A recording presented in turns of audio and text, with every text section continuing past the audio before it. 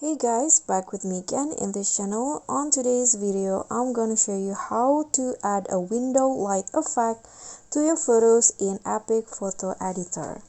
So just import or add your photo to Epik, and to easily add a window light effect, find the effects menu, click on that, and here swipe through the category until you find the light options. Okay, so under the light options there is a window, so just click on that window option.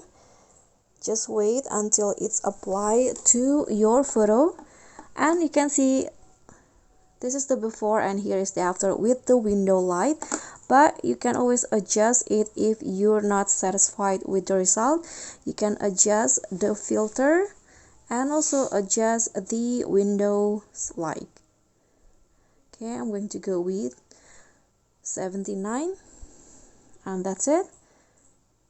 After that, you can just click on the photo. So this is before the window light effect applied, and here is the after.